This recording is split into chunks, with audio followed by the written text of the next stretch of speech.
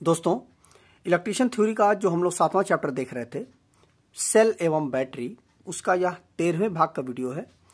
पिछली वीडियो में हमने कुछ चार्जिंग के बारे में पता किया था, पढ़ा था, फ्लोट चार्जिंग, ट्रिकल चार्जिंग, इन सब के बारे में जाना था। अब आज की इस वीडियो में और कई सारे टॉपिकों पे हम चर्चा करेंगे, तो आइए देखते हैं। देखिए, जब बैटरी की बात हो रही है, सेल की बात हो रही है, तो यह जो सेल और हमारा बैटरी होता है, इसमें सबसे बड़ी बात क्या होती है, इसमें पॉजिटिव और नेगेटिव दो प्रकार की सप्लाई होती है। हमारा जो एसी सप्लाई होती है, यह तो हमारी होती है डीसी सप्लाई, मतलब जो हमारी सेल और बैटरी होती है, यह डीसी सप्लाई से ही चार्ज होती है और डीसी सप्लाई ही हमें देती है। लेकिन जो हमारी, इसीलिए इसमें पॉजिटिव और नेगेटिव होता है। और जो हमारी एसी सप्लाई होती है, इसमें फेस और न्यूट्रल होता है। चीज दोनों एक ही होती है, लेकिन दोनों में थोड़ा सा अंतर होता है। होता क्या है कि देखिए, जैसे हमारा यह, जैसे कि ये हमारी एसी सप्लाई का सिंबल हो गया, ठीक है। और हमारी अगर हम डीसी सप्लाई का सिंबल यदि हम बनाएं, तो डीसी सप्लाई का सिंबल हमारा इस तरह से बनेगा, मतलब यह प्लस में ही चलती है। देखिए, इसमें क्या होता है, यह प्लस प्लस, और यह जो होता है हमारा माइनस प्लस, यह होता है प्लस माइनस, और यह हमारा माइनस माइनस होता है। कुल मिलाकर के बात हुई कि इसमें जो हमारी डीसी सप्लाई होती है, वह हमेशा पॉजिटिव में ही चलती है, वह कभी नेगेटिव में नहीं आती है।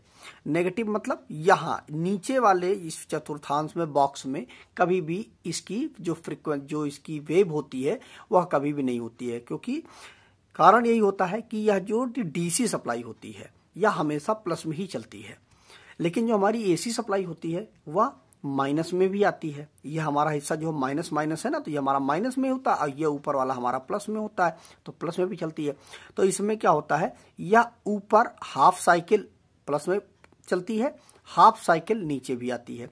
इसीलिए यह हमारी जो एसी सप्लाई होती है, उसमें हमेशा फ्रीक्वेंसी होती है।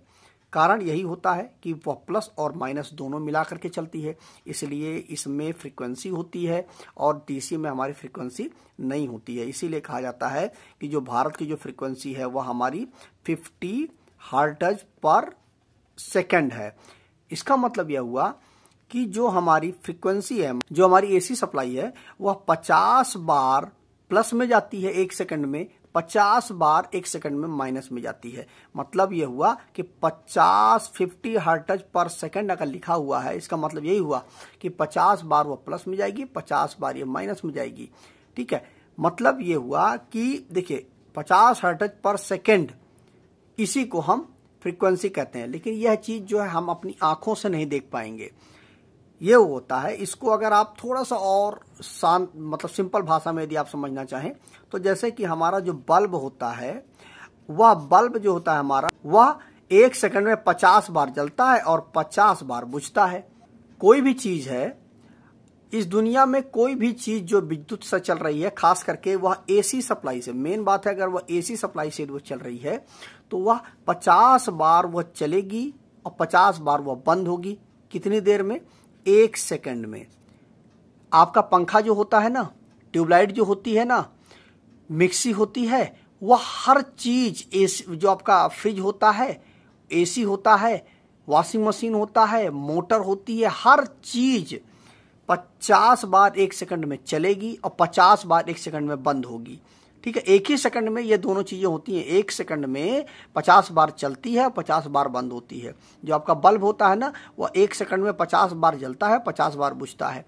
चूंकि 1 सेकंड में ऐसी यह प्रक्रिया हो रही है ना, मतलब यह हुआ कि यह इतनी तेजी से हो रही है यह प्रक्रिया, 50 बार जलना, 50 बार बुझना बल्ब का, कि हमारी जो नंगी आंखें होती हैं वो देख नहीं पाती हैं। क्यों? क्योंकि बहुत तेजी से यह प्रक्रिया होती है। 50 बार जलना, 50 बार बुझना आप आंखों से देख ही नहीं पाएंगे, क्योंकि 1 सेकंड होता ही कितना टाइम है, बहुत जरा सा टाइम होता है, उसी में 50 बार जलना, 50 बार बुझना होता है। इसीलिए हमारी आंखें उसको देख नहीं सकती हैं। अब हम बात ये आती है कि हम इसको देखेंगे कैसे? कैसे हम जान पाएंगे कि हमारी जो बल्ब है हमारा 50 बार जल रहा है, 50 बार बुझ रहा है? तो उसके लिए सीआरओ का उपयोग किया जाता है। CRO मतलब कैथोड किरण कंपनदर्शी जो हमारा होता है, CRO जो होता है, उसमें यदि आप देखेंगे तो आपको दिखेगा, साफ साफ दिखेगा, यह फ्रीक्वेंसी जो ये हमारी वेव है ये वो आपको साफ साफ वहाँ पर दिखेगी। आपको खुद ही आप समझ जाएंगे कि देखिए यहाँ पर वेव चल रही है, ठीक है। या जैसे कि ड्राइव है हमारी, ड्राइव जो होती है, आगे आप इंडस्ट्री में वगैरह में जाएंगे या इसी में आप थ्योरी में आगे जब चल करके पढ़ेंगे कि जो हमारी VFD होती है वह भी इस चीज़ को अच्छे से समझा सकती है, बता सकती है। VFD मतलब वेरिएबल फ्रीक्वेंसी ड्राइव। इसमें क्या होता है कि यह एक मोटर को चलाने की एक युक्ति होती है, एक स्टार्टर की तरह होता है, यह मोटर को चलाती है। अब इसमें क्या होता है, इसमें एक स्पेशल प्रकार की क्वालिटी क्या होती है कि नाम से ही क्लियर है, voltage variable frequency drive. Variable मतलब होता है वेरी कराती है फ्रीक्वेंसी को, ठीक है, मतलब फ्रीक्वेंसी को कम ज़्यादा करके या मोटर का जो RPM है, RPM मतलब होता है राउंड पर मिनट, उसको मतलब जो चक्कर काटता है हमारा मोटर उसको कम और ज़्यादा कर देती है। जो हमारी VFD होती है वह फ्रीक्वेंसी को कम ज़्यादा करती है।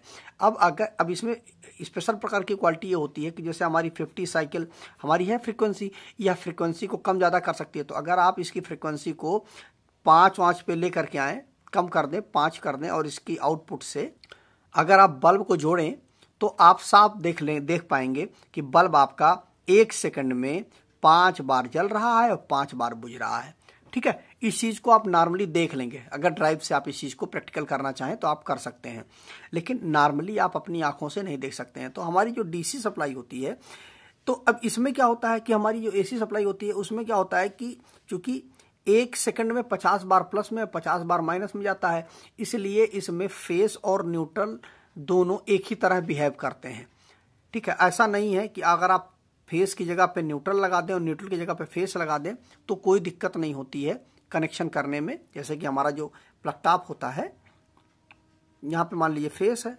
यहाँ पे न्यूट्रल है, तो हमारा जो प्लग टॉप है यहाँ पे मान लीजिए फेस और ये न्यूट्रल ये सॉकेट में आ रहा है। अब हमने जो प्लग टॉप मान लीजिए हमने प्रेस का लगाया, तो हम ये मान लीजिए ये वाला इसमें जो हमारा पिन लगा रहे हैं उसमें इधर वाला जो हिस्सा है वो हमारा फेस उसमें जाना चाहिए, लेकिन हम मिलेगा क्या, हमें न्यूट्रल मिलेगा।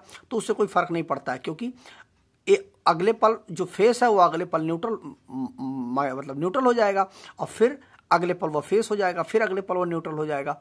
तो इसलिए बहुत इस पे मतलब इस चीज़ का कोई भी प्रभाव नहीं पड़ता है जो हमारी AC सप्लाई होती है।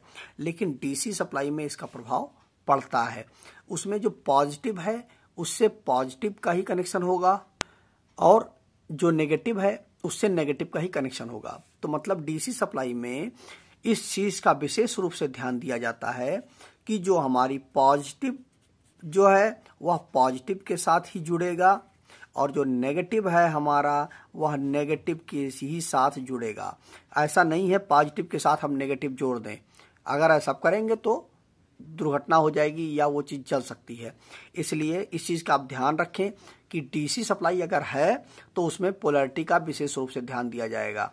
पॉजिटिव पॉजिटिव भी रहेगा, नेगेटिव नेगेटिव रहेगा। लेकिन AC सप्लाई में ऐसा कोई कंडीशन नहीं होती है, पॉजिटिव नेगेटिव में भी आ सकता है, नेगेटिव पॉजिटिव में आ सकता है, क्योंकि इसमें फ्रीक्वेंसी होती है, इसलिए इसका कोई भी प्रभाव नहीं पड़ता है। अगला है हमारा बैटरी चार्जिंग।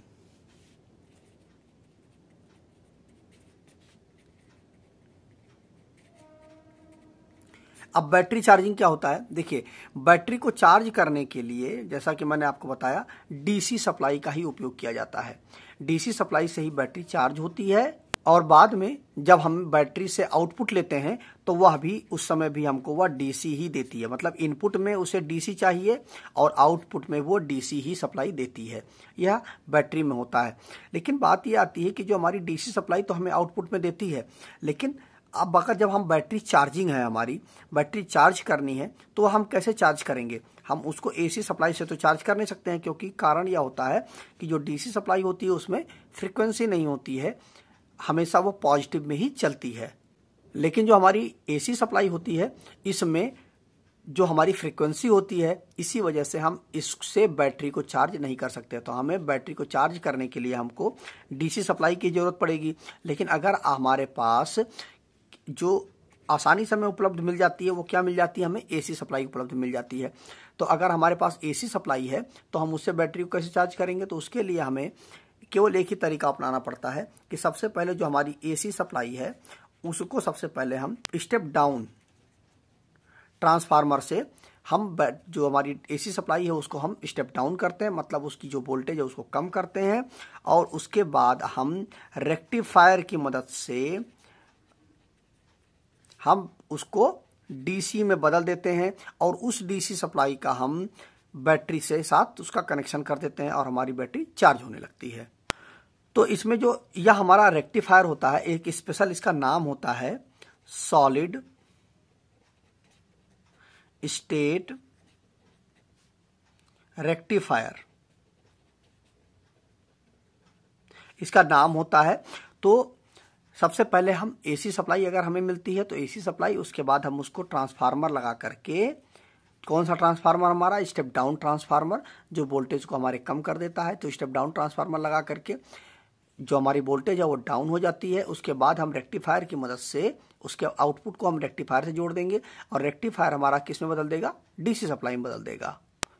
और फिर इस डीसी सप्लाई को हम बैटरी से जोड़ करके बैटरी को हम चार्ज कर लेते हैं। तो ये रही बैटरी चार्जिंग की विधि। अगला है हमारा पॉइंट कि लेड एसिड जो बैटरी होती है उसका रख रखाव कैसे करेंगे, इसके विषय में आइए जान लेते हैं। तो इसमें बहुत सारे हमारे पॉइंट्स हैं, स्टेप बाय स्टेप समझते चले जाइए।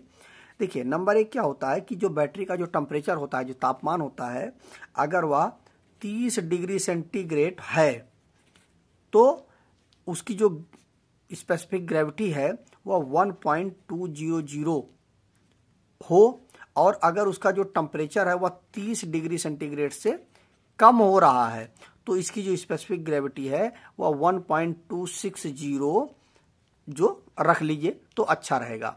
ठीक है, मतलब अगर टेम्परेचर जो है आपका बैटरी का अगर आपने नापा 30 डिग्री सेंटीग्रेड आ रहा है तो 1.200 इसकी स्पेसिफिक ग्रेविटी रहेगी बैटरी की हमारे। और अगर 30 डिग्री से कम टेम्परेचर हमारा होता है तो हम 1.260 उसी स्पेसिफिक ग्रेविटी रख सकते हैं। दूसरा हमारा इसमें क्या चीज़ है कि सेल की जो प्लेटें होती हैं वह पूरी तरह से इलेक्ट्रोलाइट में डूबी हुई होनी चाहिए।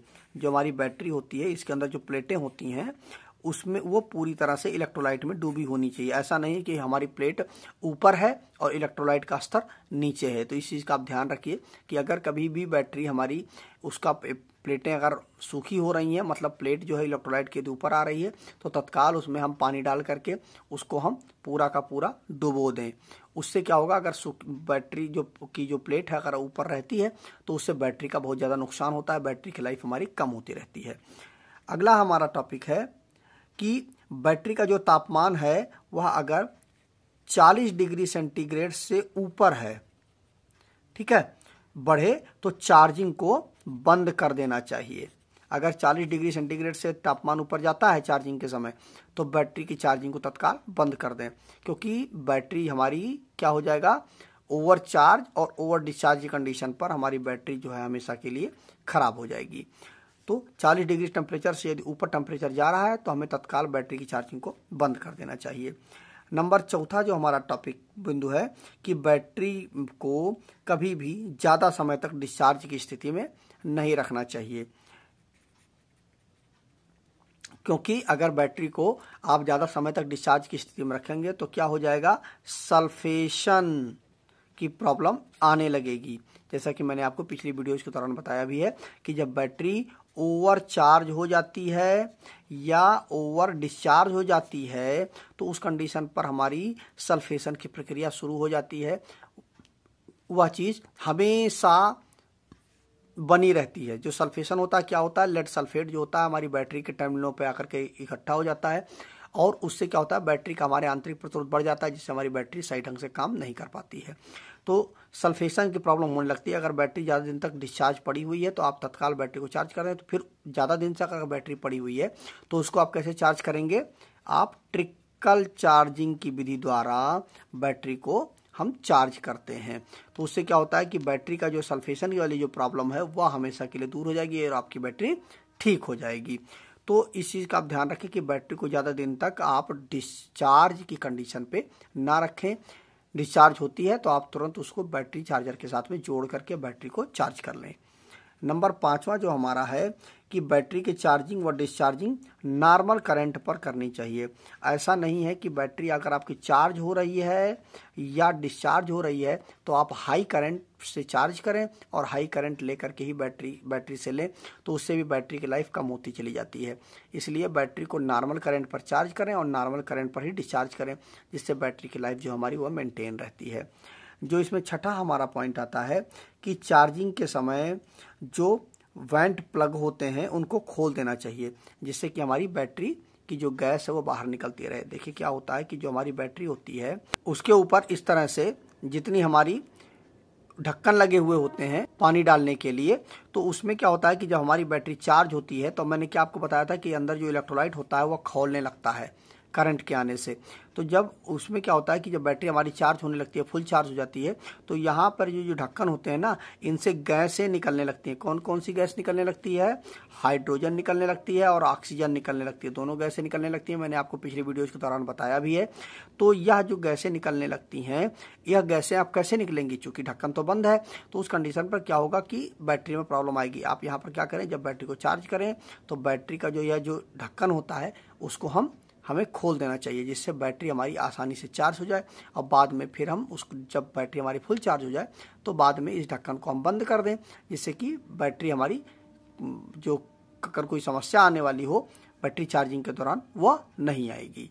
जो हमारा 7वां पॉइंट इसमें आता है कि बैटरी के टर्मिनल पर हमेशा वैसलीन लगाएं, ठीक है, ग्रीस ना लगाएं, ठीक है।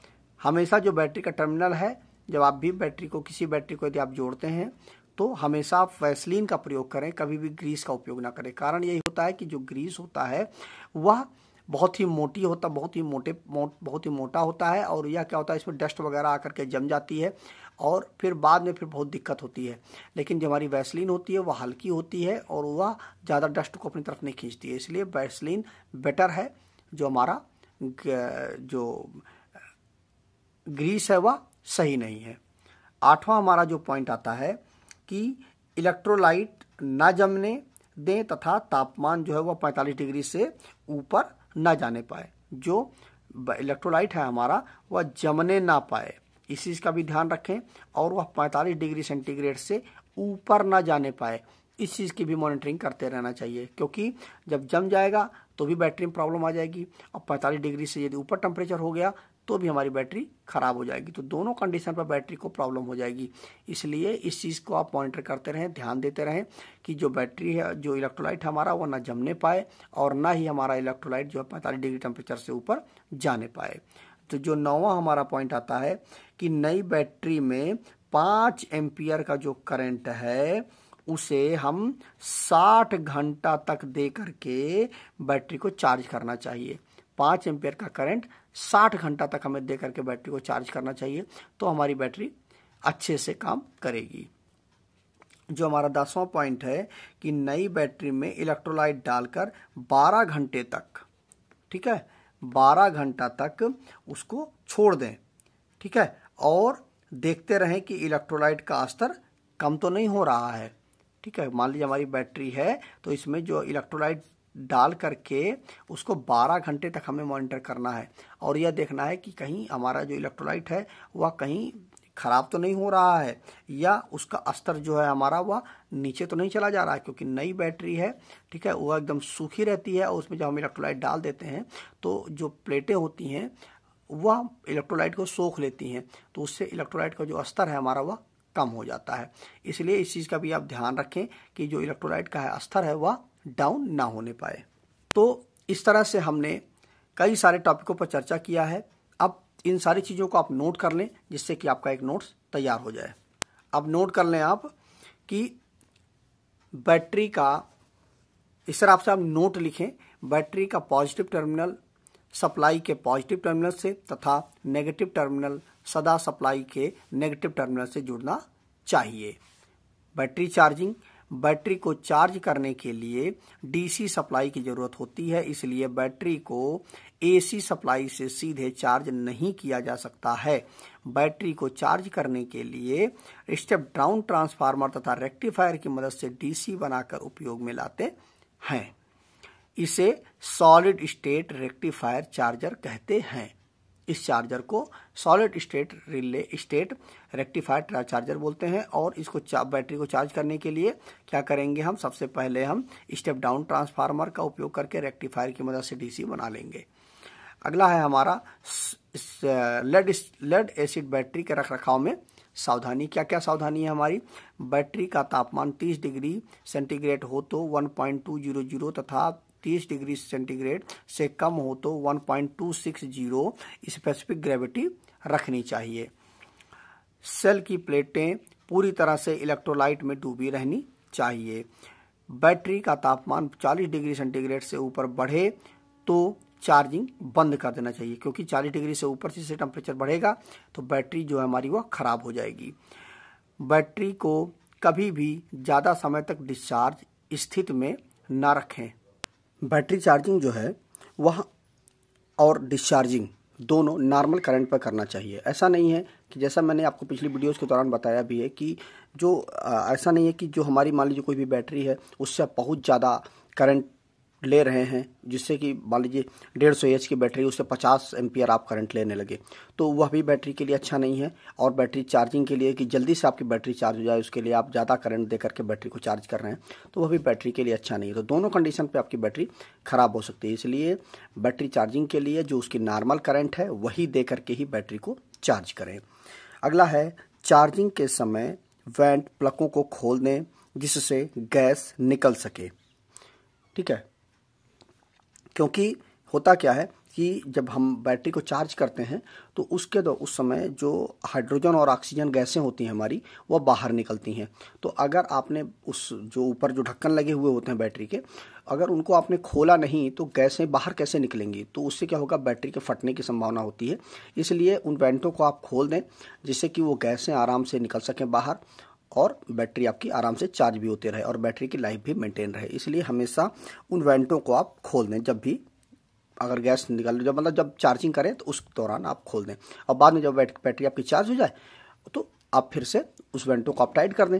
इसीलिए आजकल जो वो एक सिलेंडर टाइप में आता है उसमें गेज दिखता है ना कि जो आपका कितनी बैटरी आपकी चार्ज मतलब पानी का लेवल दिखता रहता है, उसमें अपने आप होल होते हैं। तो उससे अगर वो लगा हुआ है, आजकल तो कंपनियां वही दे ही रही हैं, तो उससे क्या होता है कि मेंटेन रहता है कि वो खुद ही उतना होल होता है कि गैसें उससे बाहर निकलती रहती हैं, कोई दिक्कत नहीं होती है। बैटरी टर्मिनल पर हमेशा वैसलीन लगाएं, ग्रीस ना लगाएं, क्योंकि ग्रीस लगाने से जो होता है वो डस्ट वगैरह को चिपका लेता है और उससे आपकी बैटरी को प्रॉब्लम होती है, बाद में दिक्कत होती है। इसलिए हमेशा वैसलीन का प्रयोग करें टर्मिनलों पर कनेक्शन करते समय। इलेक्ट्रोलाइट ना तो जमने दें और ना ही उसका तापमान 45 डिग्री से ऊपर बढ़ने दें, क्योंकि 45 डिग्री से ऊपर जाएगा तो आपकी बैटरी जो है वह ख़राब हो जाएगी और जम जाएगा तो भी आपकी बैटरी में दिक्कत आएगी। अगला है हमारा नई बैटरी में 5 एम्पियर करंट 60 घंटे तक देकर चार्ज करें। अगर नई आपकी एकदम न्यू बैटरी है तो उसमें आप 5 एम्पियर का ही करंट दें और उसको 60 घंटे तक धीरे धीरे चार्ज करें। उससे आपकी बैटरी आराम से चार्ज हो जाएगी और एकदम से पूरी तरह से रेडी हो जाएगी।